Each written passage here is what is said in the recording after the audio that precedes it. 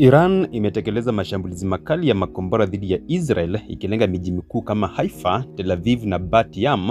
Angalau watu 10 wamethibitishwa kuuawa huku wengine wengi wakijeruhiwa. Hili linakuja baada ya Israel kushambulia maeneo ya miundombinu ya raia na nishati ndani ya Iran, yakiwemo vituo vya mafuta kama Shahran jijini Tehran.